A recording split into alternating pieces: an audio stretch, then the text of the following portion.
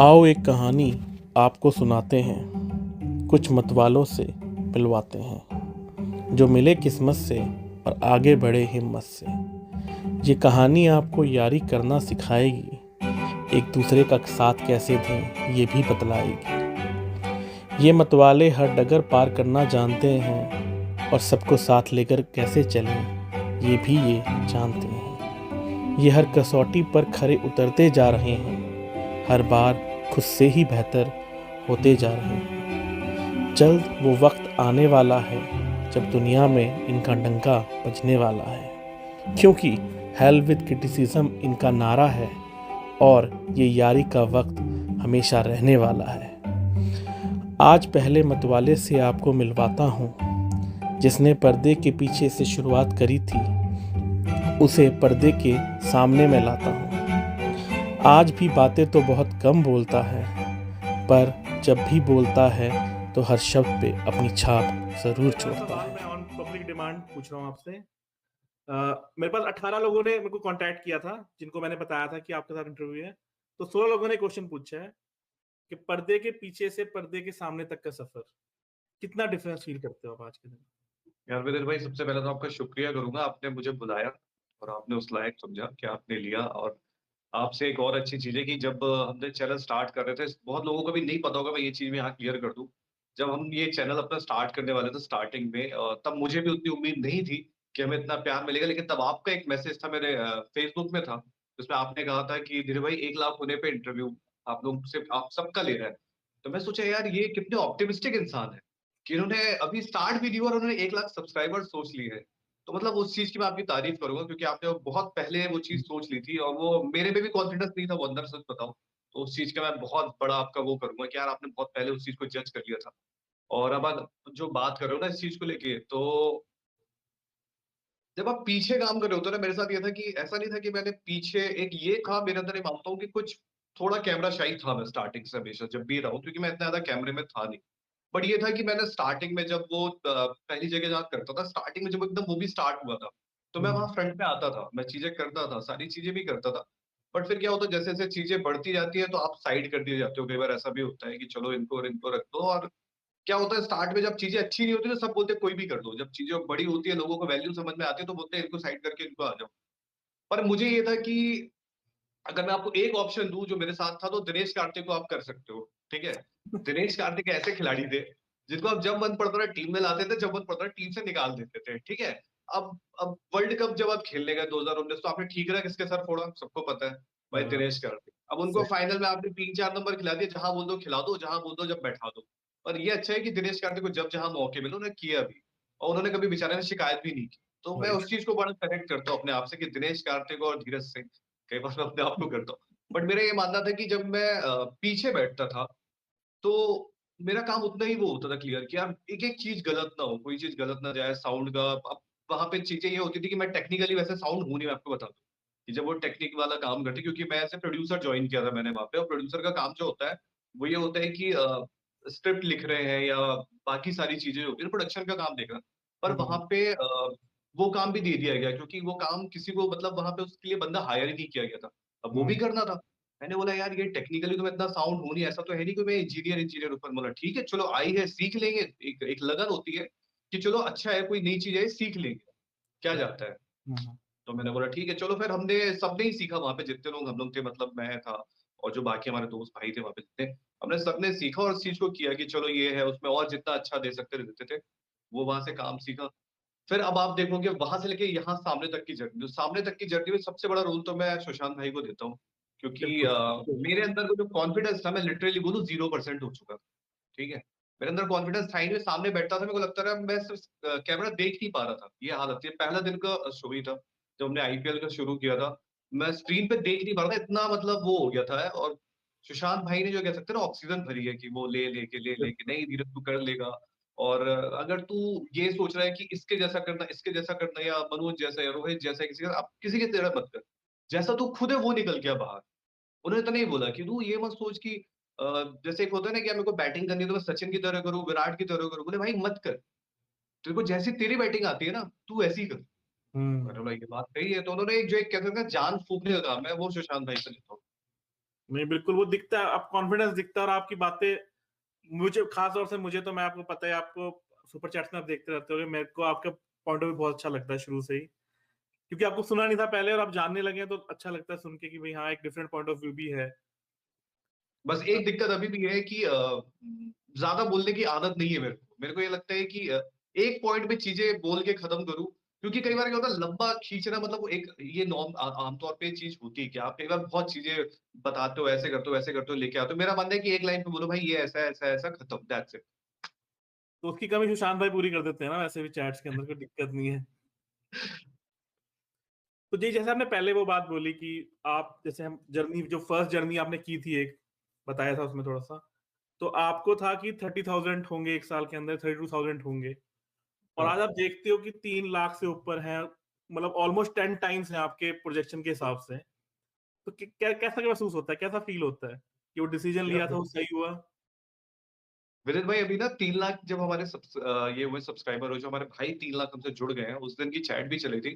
तो सुशांत भाई ने मेरे से, जितने बार लोग चीजें बढ़ती उतने बार मेरे पे ये सवाल आता हो, मैं हमेशा उसके लिए तैयार भी रहता हूँ कि यार आपको उम्मीद नहीं थी। तो बिल्कुल फैक्ट है, ये बात सच है कि जब हम लोग स्टार्ट करने वाले थे, मनोज को उम्मीद थी, इवन रोहित को उम्मीद थी, जिसको जिसको आप बैठा लो, एक लौता मैं ही था जिसको उम्मीद नहीं थी, सच बताऊं। वहां पे सुशांत भाई बैठे थे और मेरे को सब लोग बोलते इसको उम्मीद क्यों नहीं है। मेरा ये मानना था कि यार कई बार ऐसा लगता था कि यार क्या हमें लोग उतना पसंद कर पाएंगे, मतलब ठीक है हम आएंगे जाएंगे। और सबसे बड़ी बात होती है ना, आप एक ग्रुप के अंदर जब आप काम करते हो ना इतने बड़े, तो आपकी सोच भी कई बार वैसी हो जाती है, यार ये तो ग्रुप है, यहाँ तो इतने बड़े चेहरे हैं। वहां पे लोगों की बात ही ऐसी होती है, दरअसल ये होती है कि आप कुछ नहीं हो, वो जो एक काम कर रहे हैं, जो एक चेहरा वही सबसे मेन है। तो आप कई बार उस शेडो में रहते हो, ठीक है। बिल्कुल सही तो बात है। वो एक सोच क्रिएट हो जाती है कि यार हो सकता है कि शायद 10 लोग या 20 लोग बोल रहे हैं, सच बोल रहे हो, क्यों नहीं की वजह से सब कुछ है, हमारी वजह से कुछ है ही नहीं। तो एक थॉट प्रोसेस होता है। फिर जब हम लोग आए तो मुझे मनोज पे उम्मीद थी, क्योंकि मनोज पे मुझे स्टार्टिंग से था कि इसमें टैलेंट है, और ये ऐसा लड़का है ना कि इसने बहुत मेहनत की है, मतलब अपने आप को सीखने के लिए जो मनोज की मेहनत है। मनोज और रोहित, मैं इन दोनों का मैं सीख बोलूंगा कि अगर उन्हें कोई चीज नहीं पता तो वो रात भर जागेंगे, पढ़ेंगे, पर उसको दूसरे दिन को जानना है। वो जो कीड़ा होता है ना, कीड़ा, वो उनके अंदर है। और सुशांत भाई के अंदर सबसे बेस्ट चीज है कि मतलब वो, यार क्या बोलूं मैं, कोयले की खदान से हीरा ढूंढने वाले आदमी को है, मैं इतना बिल्कुल कह सही बात। सकता हूँ कि उनमें वो है और वो उनमें नजर है। आप उनको अगर वर्स्ट 11 भी दे दो ना कि ये 11 खिलाड़ी है, ये घटिया टीम है, ये कुछ नहीं कर सकती है, वो उस टीम को भी मेरे को पता है कि वो ट्रॉफी जितवा देंगे। उनमें वो मोटिवेशन वाला फैक्टर है। नहीं, बिल्कुल मैं बिल्कुल एग्री करूंगा आपके इस पॉइंट से, क्योंकि आ, खुद देख देख के पता चलता है कि वो कितना कॉन्फिडेंस देते हैं सभी को, मतलब आप तीनों को ही तो, आप तीन तो सामने बैठते हो, बाकी जो टीम है, सुनील भाई हुए, आकाश, निहाल वगैरह, सब तो पता चलता शशांक है। है, शशांक शशांक है जो शशांक है हमारा ना। जुड़ा नहीं हमारे साथ, वो रायपुर में है, लेकिन मतलब ये मानना पड़ेगा कि हर किसी को। और जबकि उनका नेचर आपने देखा होगा, कई बार वो बड़े वो हो जाते हैं, मतलब अपने ओपिनियन पे एकदम अड़ जाते हैं, ठीक है। ऑन स्क्रीन आप देखोगे वो अड़ गए तो अड़ गए, चाहे वो सही हो चाहे गलत हो, अड़ गए तो अड़ गए। पर जब अब कैमरा बंद होता है ना तो एकदम अलग दिखेंगे वो, फिर वो ऐसा लगेगा जैसे कभी फील नहीं आया हम लोग को कि यार हम किसी कंपनी में या उनकी कंपनी है, या सारा सब कुछ उनका, कभी फील ही नहीं आया, ऐसा लगा ये हमारा है। जब चाहे हम्म, जहां बैठ सकते हैं, जो चीज अपनी है, मतलब कह सकते हैं आप दिल से बोल सकते हैं भाई हमारी कंपनी। वो बोलने के लिए भी ना आपको कलेजा होना पड़ता है कि यार हाँ हमारी है। तो वो चीज को उन्होंने राइट दे रखा है, ये बहुत बड़ी बात है। मैं कह रहा हूँ, आप कह रहे हो आपको हम लोग को राइट दे रखा है कि हम बोले कि हमारा चैनल है। ये इससे बड़ी क्या बात है, आप इससे बताओ। बड़ी क्या और बात हो सबसे बड़ी सकती बात है, आप भी जब जुड़ते हो ना, तो मैं देखता हूँ यार आपके ट्वीट्स मैं पढ़ता हूँ, मैं लाइक करता हूँ, पढ़ता हूँ, तो मैं उसमें देखता हूँ जो फीलिंग्स होती है ना कि यार ये चैनल इनका नहीं है, ये मेरा भी है। यार है? ये कहना ना बहुत बड़ी बात होती है। यार ये तभी बोलता है जब मानता है। इवन लोग भी जब हमें क्रिटिसाइज करते हैं तो हमें बड़ा अच्छा लगता है। क्यों? क्योंकि यार जब हम किसी को बोल रहे हैं कि यार वो अच्छा नहीं लगा, ये अच्छा लगा, तो लोग बोलते हैं आप भी अच्छे लगे, तो उनका भी हक बनता है और वो हमें मानते हैं। इसलिए मैं उस चीज को बिल्कुल, अगर कोई क्रिटिसाइज करता है कि यार कई लोग मुझे, इवन मेरी चैट्स पे भी जब मैं करता हूँ, जब तो लिखते हैं यार इनको कुछ नहीं आता, इसको अभी सीखने की जरूरत है, इसका कुछ नहीं है, तो मुझे ना उसको पढ़ के अच्छा भी लगता है। फिर कुछ लोग वहां पे नीचे भी लिख रहे होते हैं कि नहीं यार इन्होंने बहुत दिनों से काम नहीं किया है, इनको थोड़ा और टाइम दो करने को। तो मुझे बड़ा अच्छा भी लगता है कि यार लोग आपको बैक भी उतने ही कर रहे होते हैं, और मुझे दोनों में अच्छा लगता है कि यार चलो एक से सीखने को मिलता है, और दूसरे से अगर आपको कोई बचाव कर रहा तो उसकी इज्जत रखने को बनता है कि यार अगर उन्होंने वहां पे आपके लिए शब्द कहा है तो उसका मान रखना आपका फर्ज बनता है। बिल्कुल सही बात, बिल्कुल सही बात। तो ये आपने जो बात बोली ना, इसी पे जो विचार भाई है ना अपने, जो सुपर चैट्स में बहुत आते हैं, उन्होंने क्वेश्चन भेजा है कि जब आप पढ़ते हो, जब नीचे अब्यूसिव लैंग्वेज भी होती है, कोई बकवासबाजी भी लिख रहा होता है। तो आपको कभी गुस्सा नहीं आता लाइव सेशन में, साले मुक्का मारूं उठ के या क्लास लूं इसकी ऑन ऑन एयर ही, बोलूं नाम लेके, कभी गुस्सा नहीं आता इस बात पे? लिटरली कहूँ तो मेरे को 1-2 बार ही आया है गुस्सा, मतलब चैट्स पे आया है, और ऊपर से मैंने कुछ चीज़ें रियलाइज़ की, मैं आपको बताता हूँ। जब मेरे पर्सनल या मेरे रिलेशन या आप कह सकते हैं हुँ, रिलेशनशिप वगैरह पे चीज़ें आती हैं या कुछ उस पे आता है, तो मुझे कई बार गुस्सा आया। फिर मैंने रियलाइज़ किया कि यार अगर ऐसे ही गुस्सा कर लूँ या करता रहूँगा, तो फिर जैसे मैंने एग्ज़ाम्पल तुरंत मेरे मन पे अच्छा आया था। जैसे एमएस धोनी का था। मुझे याद है एमएस धोनी का आईपीएल फॉर्म उतना अच्छा नहीं चल रहा था। जिस वक़्त हुँ, पिछला जो सीज़न था, ठीक है? हाँ उनकी जी, टीम उतनी अच्छी नहीं कर रही थी। तो वहाँ पे उनकी जो बेटी है, ठीक है? ज़ीवा धोनी जिनका नाम है, हाँ उनपे जी, हाँ जी, उनके कमेंट पे आके लोगों ने ऊट-पटांग लिखा। तो मुझे याद आया कि यार लोगों का काम ही है, लोगों की बिल्कुल, फितरत ही है, ठीक है? कुछ लोगों की आदत ही है कि वो मतलब कह सकते हैं 2 टाइप की, मेरा एक अच्छा-सा वो है, बचपन में टीचर ने बोला 2 टाइप की मक्खी होती है, एक फूलों पे बैठती है और एक गलत जगह बैठती है। तो जो गलत जगह बैठने वाली मक्खी होती है ना, वो हर जगह आपको मिल जाएगी। तो उसको अवॉइड ही कर दो, क्योंकि उनका कुछ कर नहीं सकते हो आप।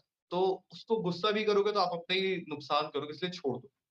बिल्कुल, नहीं बिल्कुल सही बात बोली आपने। मैंने भी हम अब कुछ लोग जुड़े हैं तो मुझे मैसेज करते हैं, हम बात करते हैं, विचार वगैरह से बात होती है। सब ये कहते हैं कि ठीक है, लोग बोल रहे हैं तो कोई बात नहीं, हमें तो करना है। एक जो बहुत डिफरेंट चीज़ है धीरज भाई आपके चैनल में और बाकी चैनल्स के मुकाबले, वो ये है कि अब आपने हर चीज़ कवर की। जैसे ओलंपिक्स में बहुत ज़बरदस्त कवरेज थी, फुटबॉल जब यूरोपी हुआ तब भी कवरेज हुई और अब भी कंटिन्यूअस कवरेज हो रही है। तो ये शुरू से मेंटालिटी रखी थी लॉन्च होने से पहले कि सब स्पोर्ट्स करनी है, ग्रेजुअली रियलाइज़ हुआ कि और स्पोर्ट्स भी करने चाहिए? क्या क्या इसका पैटर्न क्या था? ठीक है? चलो मैं बताता हूँ। विदित जी, जब हमने स्टार्ट किया था, तो सबसे पहले हमारा यही था कि क्योंकि हम जहाँ से आ रहे थे हमें पता था कि मैं एक बात बताता हूँ, एक टैबू सा है इंडिया में है कि अगर हुँ, आप अदर स्पोर्ट्स करते हो तो उसमें व्यूज नहीं आते। मतलब देखो, व्यूज आपको पता है यूट्यूब में कितना जरूरी होता है, ठीक है? मतलब आप कुछ भी कर लो, और व्यूज एक ऐसी चीज है, जब आप काम करते हो और उस चीज को व्यूज आते हैं तो आपको लगता है यार हमें करना चाहिए, लोग भी पसंद कर रहे हैं। जैसे अब आप देखो, ओलंपिक जब तक था तब तक चीजें थी, लेकिन अब अगर हम कुछ स्टोरीज करते हैं तो उसको लोग देख भी नहीं रहे, ठीक है? ये हुँ, वो भी चीज है। बट हमारा ये मानना था कि यार एक परसेप्शन करना है या एक काम ऐसा करना है कि जिसमें आगे चल के आज से 5 साल बाद, 6 साल बाद हो सकता है इसको हम बहुत बड़ा कर दें। ऑल ओवर इंडिया से बहुत सारे लोग इस पे जुड़े, और चीज़ों को हम ऐसा करना चाहते हैं कि सब कोई जुड़ जाए इस पे। राइट। तो स्पोर्ट्स ही रखना है इसको।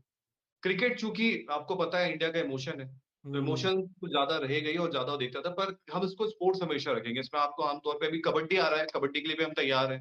बाकी बिल्कुल। चीज़ें भी हैं, सबके लिए हम तैयार हैं, उसको तो अब करेंगे। अब जो क्वेश्चन था वो था आरसीबी से आपका जो प्यार है वो क्यों है इतना ज़्यादा? सब पूछते हैं ये बात।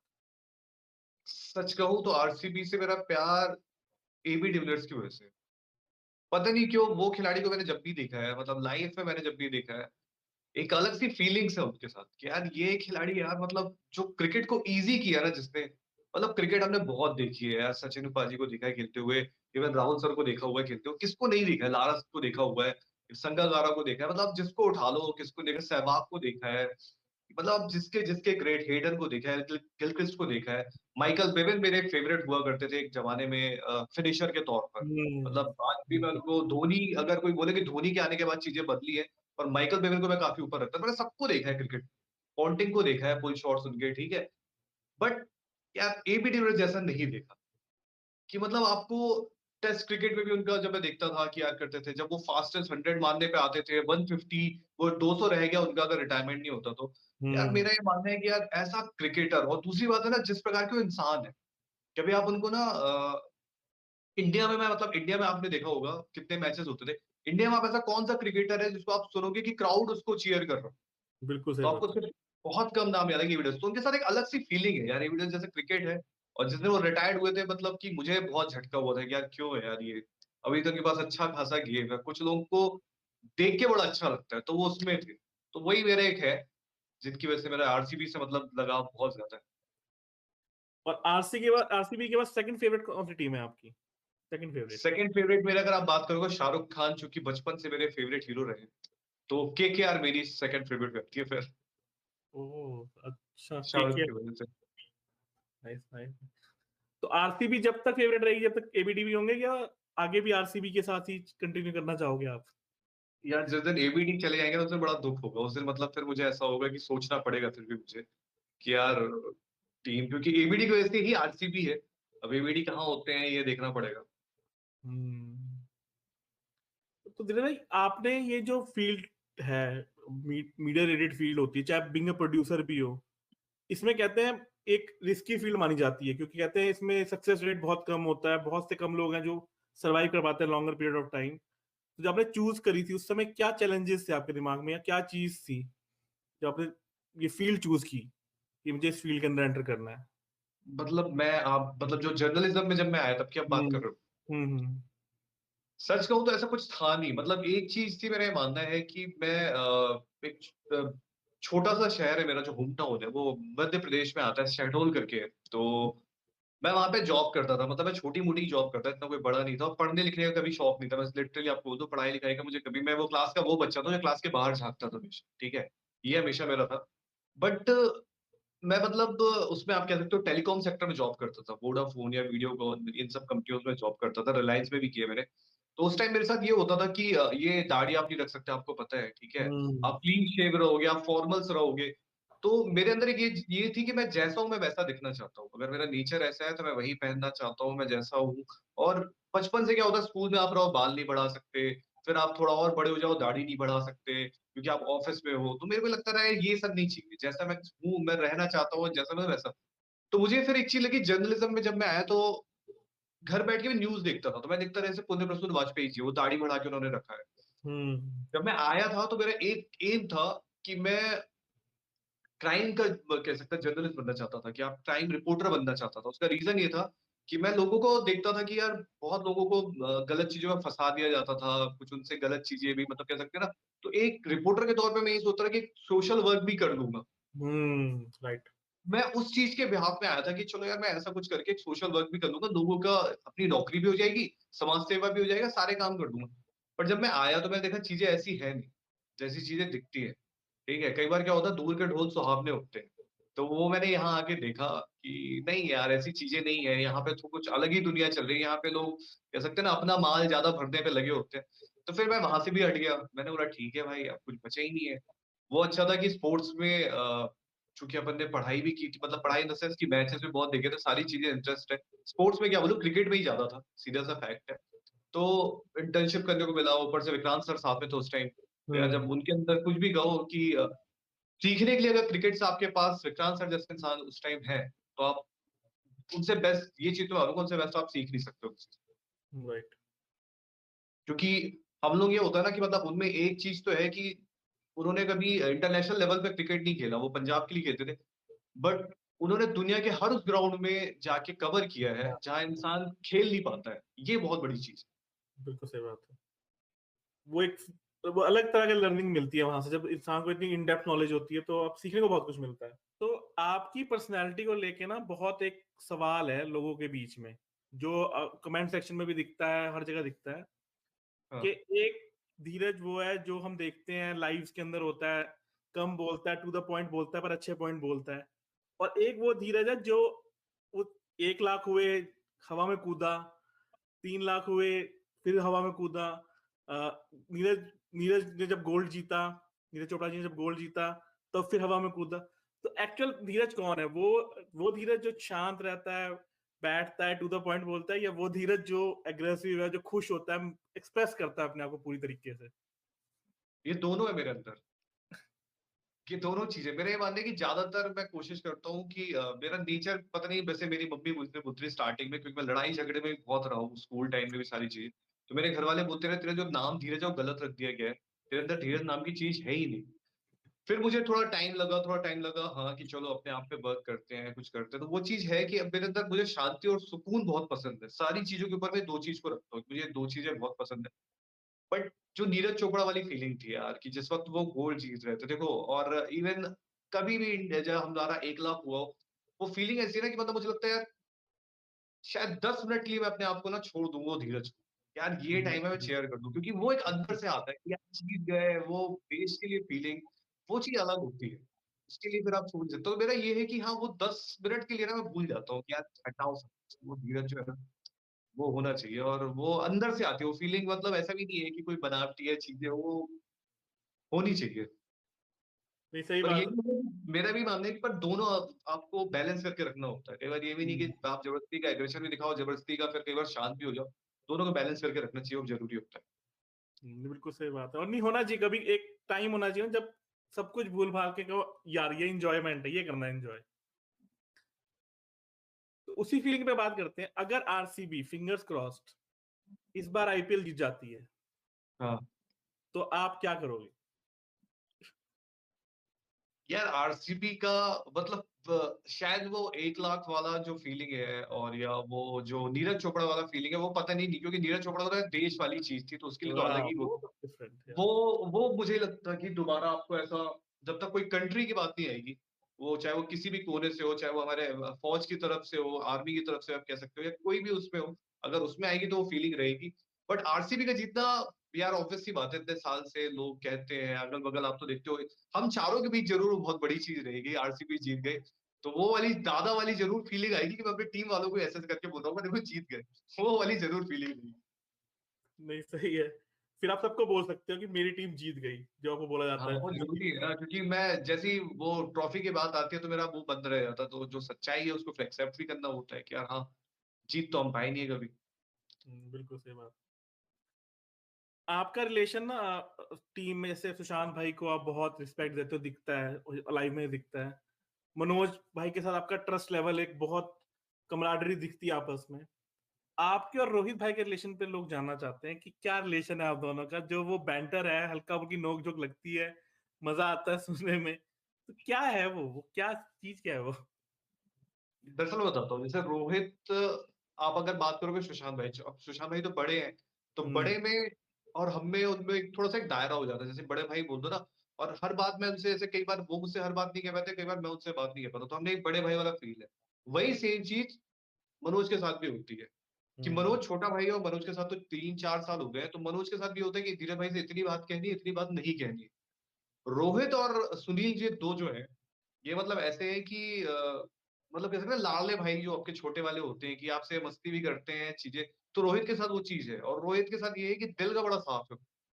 ठीक है, जैसे एक, दिल के हर कोई साफ है, बट रोहित के साथ ऐसा है कि अगर उसके दिल पे है मस्ती करना तो बोलता है। ठीक है, और हम्म। उससे वो है, शायद वो कई बार वो बुरा भी नहीं मानता, मैं भी उसको कई बार कह देता हूँ, कई बार चीजें हो जाती है, तो उससे और सुनील से मेरा है वो चीज कि यार चलो ठीक है, और वो करता भी है तो अच्छा भी लगता है, उससे मजा भी आता है लेने में कई बार, कि ठीक है। और वो हमें आए दिन होता रहता है, और ये होना चाहिए, मेरा मानना है कि थोड़ा बहुत मस्ती मजाक अगर अपने होगा नहीं, इवन कई बार लोग लिख देते हैं कि यार देखो धीरे भाई आपसे इन्होंने ऐसे बदतमीजी कर दी, ये कर दी, तो मैं, मेरे को पढ़ के लगता है नहीं यार, ये तो उसका नेचर है, ये मेरा नेचर है, हमें बड़ा कॉमन है ये शायद सामने देख के हो सकता है गलत वे में ले रहे हो, पर ऐसा कुछ नहीं है, हम चारों बहुत रिस्पेक्ट है, और उसका और मेरा तो अलग चलता रहेगा, वो आगे भी चलता रहेगा, बेटर जो हमारे बीच है। नहीं नहीं, जो लोग स्पोर्ट्स यारी को जानते हैं वो जानते हैं कि वो क्या है। हम देखते हैं, अगले दिन देखते हैं नॉर्मल होता है, तो वो तो बट ऑब्वियस सी बात है, थोड़ा टाइम रहता है तो होता है ये साथ और साथ। रोहित तो आपको यकीन नहीं होगा, जब ऑफ कैमरा होता है ना, तो रोहित ऑफिस का ऐसा कोई बंदा नहीं होगा, हमारे जितने भी ऑफिस में भाई है या जितने भी हम लोग हैं, ऐसा कोई उनमें है ही नहीं। आप देखो सुनील को कितना छेड़ता है वो, सुनील को हम्म। बोलेगा अरे यार कोई काम नहीं करता है, ये नहीं करता, वो नहीं करता, वो हमेशा ही एक मजाक के मूड में रहता है, जो बहुत अच्छा लगता है। कई बार बहुत लाइटर नोट पे भी जब चीजें बहुत गर्म होती है, वो मजाक कर रहा होता है, तो बड़ा अच्छा लगता है वो। नहीं, मैं तो सच में उनका बहुत, मैं उनको भी बहुत एडमायर करता हूँ, क्योंकि आपको काम हमने ऑन कैमरा नहीं देखा था बहुत टाइम से, और उनको ही मैंने ऑन कैमरा कभी फॉलो नहीं किया था। सुशांत भाई दिखते थे, मनोज भाई दिखते थे, पता था। आप पहली बार देखा, और मैंने बहुत बार सुपर चैट में बोला भी ये बात कि आपका और रोहित भाई का मैं बहुत फैन, क्योंकि जो जब वो देश की बात होती है, जब से वो एक्सप्रेस करते हैं ना अपने आप को, तो लगता है जैसे मैं बोल रहा हूँ, वो नहीं बोल रहे, हम बोल रहे हैं, सारे इंडियन सारे बोल रहे हैं मिलकर, तो कोई डिफरेंट फील आती है जरूर।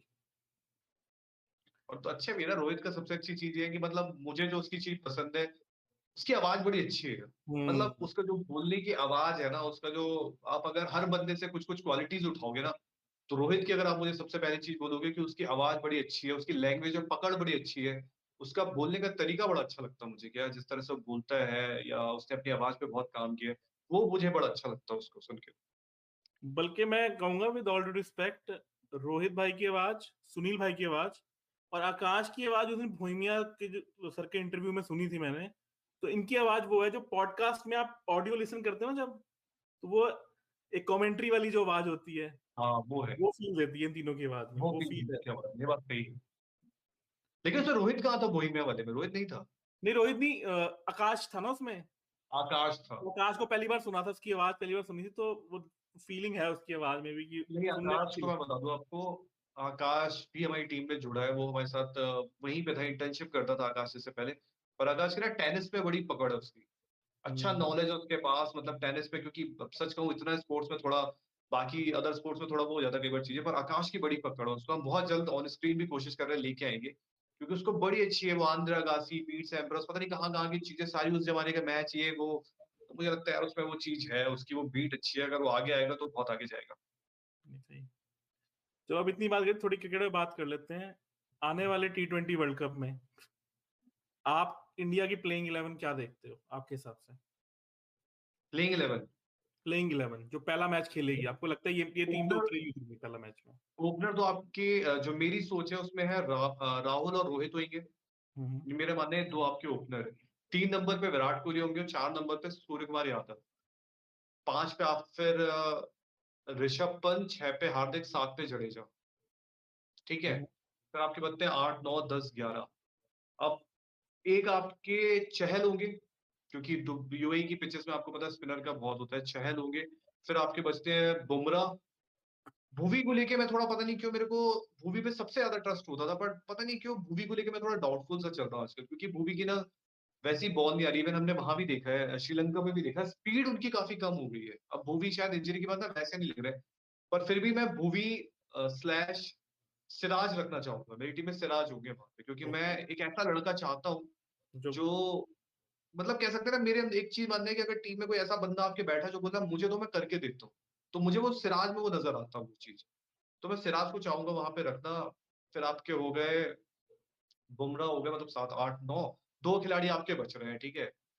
अब दो में किसको रखोगे? मेरा मानना है कि शार्दुल और दीपक चहर में भी चीजें फंसेंगी, बट दीपक चहर को मैं वहां पे ऊपर रखूंगा, हम्म। ठीक है, क्योंकि दीपक चहर को मैंने देखा कि थोड़ा स्टार्ट में वो, क्योंकि चेन्नई में शुरुआती ओवर डालते हैं, और जब हम देखते हैं कि शार्दुल डेथ ओवर डालते हैं तो बहुत पिटाई होती है, फिर सैम करन उनको वहां के बचाते हैं, ठीक है।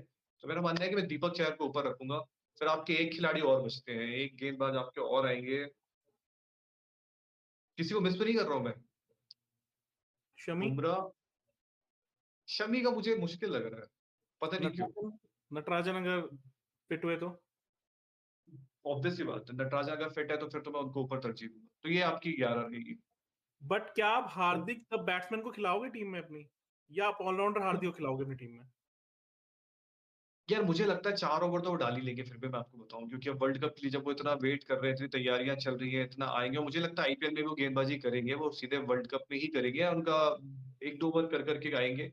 बट मेरा मानना है कि हार्दिक ऐसा खिलाड़ी ना, अगर अपने दिन पे आ जाए तो एक ही दिन में मैच पलट देगा, ठीक है, उसमें वो कैलिबर है आपके अंदर, उस खिलाड़ी के अंदर। और कई बार हमने इवन ऑस्ट्रेलिया में भी देखा था कि हार्दिक और जडेजा, ये दो नीचे से फिर कैसा कई बार कर जाते हैं। तो इसलिए मेरा मानना है कि यार अगर आपने इतना वेट किया है हार्दिक को लेके चीजें, और हार्दिक में वो पोटेंशियल है, आप भले उनको कह दो कि यार नहीं है नहीं है, जैसे परसों ही हम लोग की चैट चल रही थी तो पाकिस्तान टीम को भी लेके बात हुई, तो मैंने बोला यार अगर मोहम्मद हफीज इनकी लाइनअप में नहीं होते ना, तो मतलब पाकिस्तान सबसे बड़ी गलती करेगा। इवन बाबर शोएब मलिक की भी मांग कर रहे हैं कि उनको दे दो, क्योंकि उनको भी पता है कि लड़के इतने अच्छे नहीं, पर मेरा मानना है कि कुछ खिलाड़ी ऐसे होते हैं ना कि यार इनका टीम में लगता है कि इनका होना, प्रेजेंस होनी बहुत जरूरी होती है, तो मैं ऐसे ही मानता हूँ कि यार इनका होना या इनका जरूरी है। अगर बैट्समैन भी खेल रहे हो, कॉम्बिनेशन में जरूर फर्क आ जाएगा वहां पे आपको थोड़ा, क्योंकि ओवर नहीं डालेंगे, बट मानना है कि एज ए बैट्समैन भी वो बड़े तगड़े हैं, वो रोल प्ले कर सकते हैं। Right, right. और इस इंडिया इंग्लैंड सीरीज पे आपकी क्या स्कोर लाइन रहेगी? क्या प्रेडिक्शन है आपकी? बच्चे हुए 3 मैच फिलहाल है। मुझे अभी भी थोड़ा सा वो लग रहा है कि अगर मतलब मैं कई बार ना अपने कह सकते हैं ना, जैसे हम टीम देखते हैं, मुझे लगता है विरोधी अगर है, कभी उनको कम नहीं आंकना चाहिए, बिल्कुल सही क्योंकि बात है। क्योंकि ऑस्ट्रेलिया हमसे इसलिए हारी थी क्योंकि सबको लगा 36 ऑल आउट, विराट घर चले गए, बचा कौन, तो बस वो गए पार्टी शार्टी करने लगे, अरे यार अब तो इंडिया खत्म। अब उनको क्या पता था कि अजिंक्य रहाणे का सेंचुरी आ जाएगी, सिराज इनका पेस अटैक लीड करेंगे, और फिर वो टीम जीत जाएगी, ठीक है। तो मेरा हमेशा ये मानना है कि अभी टक्कर पूरी देंगे वो आपको, और अगर उनके लड़के, मैं को मेरे में मानना है कि उनमें जो ओली पोप है अगर वो खिलाते हैं, अगर हम्म। खिलाड़ी उनके स्टेप अप करते हैं, तो आपको सीरीज टक्कर वाली पूरी देखने को मिलेगी। ये है कि इंडिया का अभी भी अपर हैंड रहेगा, क्योंकि इंडिया के पास सारे प्लेयर क्लिक कर रहे हैं, मिडिल ऑर्डर का भी हमारा थोड़ा चल रहा है, मुझे लगता है कि वो भी आ जाएगा। बट टक्कर मिलेगी, सीरीज लाइन अगर आप सीरीज को लेके बोलो तो एक शून्य से आगे है, अभी 3 आपके बचे हैं। 3-0 फिर भी मुझे लगता है। 3-0 मुझे पर ये है कि टक्कर वो पूरी देंगे और कोई बड़ी बात नहीं है, स्कोर लाइन में थोड़ा आपको बदलाव भी देखने को मिल सकता है। मतलब ये अभी के बैठ के बोल सकता हूँ 3-0 पर टक्कर बहुत मिलने वाली है आपको, इतना मैं कहूँगा। नहीं, बैट्समैन है उनके पास, अगर वो प्रॉपर बैटिंग लाइनअप खिला ले तो बन सकती है बात थोड़ा। अच्छा ये बताओ आपकी क्या है वर्ल्ड कप में प्लेइंग 11 इंडिया की? मेरी तकरीबन सेम है, पर मैं अपनी टीम में पांड्या को नहीं रखूंगा। मेरी टीम में पांड्या नहीं होंगे। मैं उन्हें झटका देने के लिए पहला मैच नहीं खिलाऊंगा, बस केवल just to make him realize कि भाई एक मैच्योरिटी होनी चाहिए, बहुत टाइम हो गया। तो मैं उनकी जगह अच्छा श्रेयस अय्यर को खिलाऊंगा। मैं आपसे पूछता हूँ, क्या शिखर धवन आपको लगता है कि जो 15 का स्क्वाड उसमें जगह बना पाएंगे? नहीं बना मुश्किल है। पाएंगे, 100% नहीं खेलेंगे वो, 100% नहीं खेलेंगे। क्योंकि बहुत सारे सवाल मुझे पता है कि जिस दिन टीम इंडिया की अनाउंस होगी बहुत सबसे पहले, क्योंकि आमतौर पे हम लोग की भी देखने की आदत है, कौन है हम वो नहीं देखते, पहले देखते कौन नहीं है। तो वो एक चीजें भी चलेगी उस दिन। बल्कि मैं समझता हूँ कि दोनों चाहर ब्रदर्स टीम में शायद खेल जाएं प्लेइंग 11 में। ये बात भी सही है। क्योंकि 3 स्पिनर खेल सकते हैं, जड्डू खेले और अपना चाहल खेल ले और चाहर खेल ले, बिल्कुल खेल सकते हैं, या वरुण चक्रवर्ती, उन दोनों में से कोई एक जरूर खेल लेगा। अब ये प्रॉब्लम है, जब आप मेरे से टीम पूछा मेरे को वरुण का नाम याद तक नहीं आया। अब वरुण मतलब आज की डेट में ना प्रॉब्लम है, इतने खिलाड़ी आपके पास ना कि आप बेंच भी बड़ी तगड़ी है। अब वरुण तो ऐसे है कि मिस्ट्री स्पिनर, मुझे लगता है एक आध मैच तो उनको, अब वो धोनी होते तो मेरे को थोड़ा उन पे यकीन होता कि यार धोनी ऐसे है कि वो इस मैच में खिला दो इसको, वो करते हैं थोड़ा चीज पे। विराट का थोड़ा एक टेम्पलेट वाले होते हैं कप्तानी में कि यार मैं इसी टेम्पलेट से जा रहा हूँ, मैं यही रखता हूँ। धोनी के साथ ये होता है कि यार जोगिंदर से डलवा देते हैं आखिरी ओवर, तो वो बहुत कम ही लोग ऐसा करते हैं। नहीं, वरुण चक्रवर्ती मुझे लगता है कि शायद खेल जाएंगे, और कुछ मैच खेलेंगे, पर वो खेलेंगे जरूर बीच बीच में। और आपकी क्या स्कोर लाइन है? मैं 3-1 3-1 मतलब आप दे रहे हो, मैं भी। लीड्स में मुझे लग रहा है कि शायद लीड्स में ओवरकास्ट कंडीशन पिच वो देंगे, हरी देंगे पक्का वहां पर फिक्सर। हरी में आपको ये नहीं लगता कि जब वो उनके लिए, जब उनकी बैटिंग उतनी अच्छी क्लिक नहीं कर रही है, और हरी में तो हमारे गेंदबाज तो मतलब 20-20 फीट विकेट लेने में तो माहिर हो ही गए, ले ही रहे लंबे टाइम से तो। नीरज भाई, जो उनका बैटिंग ऑर्डर अगले मैच में खेलेगा ना, वो बहुत सेटल्ड लग रहा है। अगर आप देखो ना, जो उन्होंने स्क्वाड सेलेक्ट किया है इस समय, नेक्स्ट मैच में उनका बैटिंग ऑर्डर बहुत, क्योंकि वो जो हमीद है, उनकी जो बीइंग एन ओपनर ना, उनकी टेक्निक न्यू बॉल के साथ बहुत स्ट्रांग है। वो बहुत अच्छे प्लेयर है, काउंटी लेवल में उनको फॉलो करता हूँ, तो मैंने देखा है वो बहुत अच्छा खेलते हैं न्यू बॉल को खास तौर से। और मलान आपको लगता है कि नंबर 3 पे आके स्टेप अप करेंगे अब? करेंगे बिल्कुल। मलान से मुझे बहुत उम्मीद है, क्योंकि मलान T20 में डिप फॉर्म हुई है, क्योंकि वो काउंटी में अच्छा खेल रहे थे, वो लॉन्गर फॉर्मेट में अच्छा खेलने लगे तो उनकी T20 फॉर्म डिप हो गई ऑटोमेटिकली। वहीं स्ट्राइक रेट उनका डिप हुआ इस वजह से।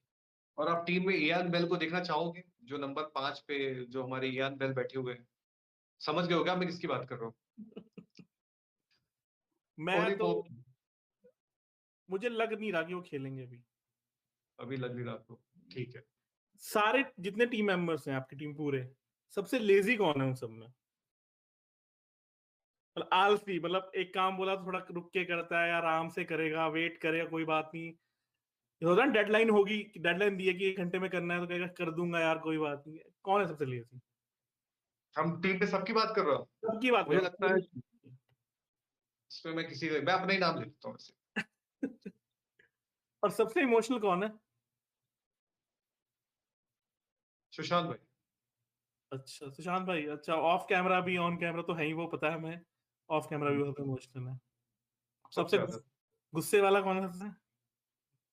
ये गुस्सा आ जाता है ऑफ कैमरा भी, गुस्सा थोड़ा आ जाता है जल्दी, पर फिर ठंडा भी हो जाता है। उसमें मैं अपना नाम और उसमें मैं मनोज और रोहित तीनों का नाम रखूंगा। मनोज भाई का नाम? मनोज को भी आता है गुस्सा, पर वो ठंडा भी हो जाता है, हम तीनों का ही है। पर हम बोलते ही नहीं है ज्यादा, जो गुस्सा आता है तीनों में से आता है किसी को, पर हम बहुत कम बोलते हैं उस टाइम। अपना काम करते हैं, दैट्स इट। फिर मुश्किल से वो आधे 1 घंटे में अपने आप खत्म हो जाता है।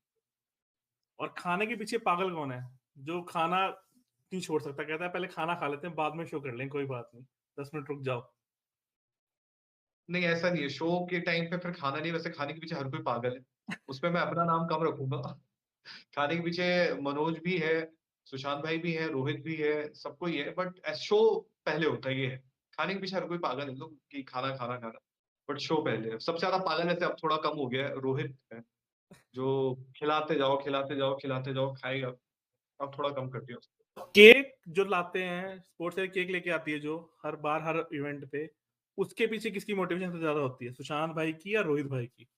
सुशांत भाई की।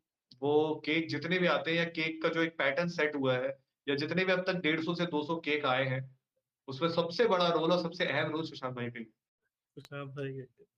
चलो ये तो सवाल मैं रहे। आपसे सवाल पूछता हूँ जो मैं मतलब मेरा एक अंदर से ओपिनियन होती है कि मैं जिससे भी जो हमारे भाई देखते हैं मैं सबसे पूछूं, हमें क्या अच्छा लगता है और हम आप हमें और क्या बदलाव देखना चाहते हो, या क्या चीजें और आप सोचते हो कि थोड़ा और बेटर हो सकता है, और बेटर क्या कर सकते हैं हम स्पोर्ट्स यारी के तौर पे। आपने सवाल बहुत अच्छा पूछा। पता है क्या, जब से आपने मुझे बोला था ना कि 5 लाख में इंटरव्यू देंगे, तो मैं ना आप मैं पुराने भी शो देखता हूँ आपके, एनालाइज करता हूँ। तो जहां तक बात है ना क्या चेंज करना चाहेंगे, वो चेंज आप अपने आप ला रहे हो, उसमें आपको किसी से ना पूछने की जरूरत है और ना मुझे लगता है किसी को बताने की जरूरत है आपको, क्योंकि अब इम्प्रूवमेंट जो फर्स्ट शो था, चाहे उसमें लाइटिंग हो या कुछ हो, से आज हम खड़े हैं 3,12,000 पे, तो बहुत इंप्रूवमेंट हो चुकी है। और अब मुझे लगता नहीं इंप्रूवमेंट का स्कोप है। हाँ, पर ये मैं हमेशा से लिखता भी हूँ अपने ट्वीट में, जब भी मैं स्पोर्ट्स एडिटर लिखता हूँ, कि हमें किसी से बेहतर नहीं होना, हमें खुद से बेहतर होना है हर बार, और वो हम कर भी रहे हैं। जहां तक बात रही अच्छे होने की, तो अब जब स्पोर्ट्स यारी ज्वाइन मैंने एज अ सब्सक्राइबर में आया था, तो उस समय वो रिस्पेक्ट थी मनोज भाई की और आपको लेके, टू बी वेरी फ्रैंक, क्योंकि आपके मैंने कुछ लेट नाइट शोज में आप बैठते थे, तो आप चिल आउट मूड था, एंथुसियास्टिक रहते थे, इंडिया हार भी जाती थी, कहते अगला जीतेंगे यार, कोई बात नहीं है। और मनोज भाई का तो है कि वो एनालाइज एनालाइज करते ही थे, बहुत ज्यादा इन डेप्थ करते थे, उन्होंने कुछ स्टोरी टेलिंग भी करी थी, वो भी सब देखे। तो उस समय टोकन ऑफ रिस्पेक्ट था।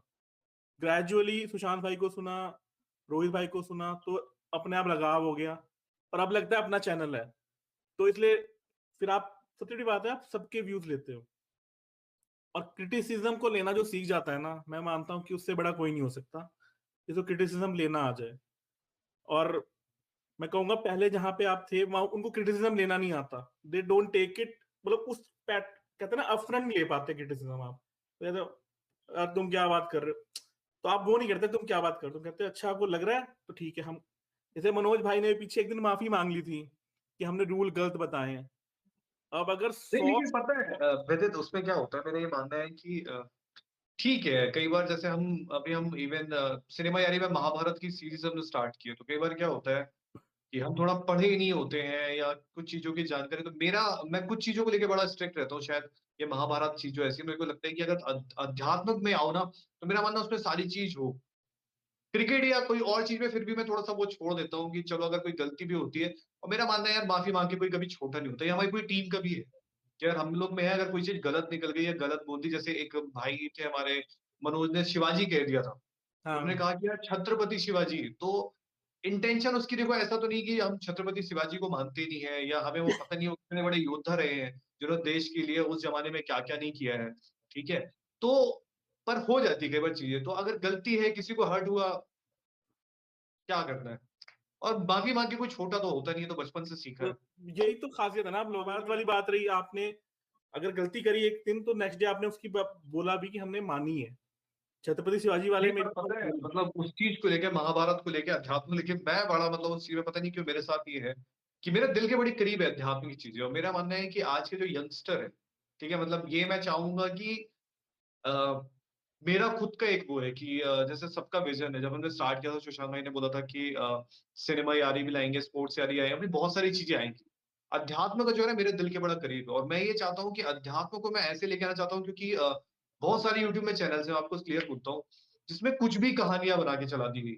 ठीक है, अध्यात्म की चीजें ऐसी है ना, उसके पीछे, हर स्टोरी के पीछे एक बड़ा अच्छा सा रीजन है, उसके पीछे एक बड़ी अच्छी सी एक बलिदान भी है। ठीक है, और बहुत अच्छी अच्छी चीजें हैं, पर आदमी ने ना उसको कह सकते हैं, जिसका जितना दिमाग, उसने उतना सोचा और फिर उसने उतना ही बता दिया।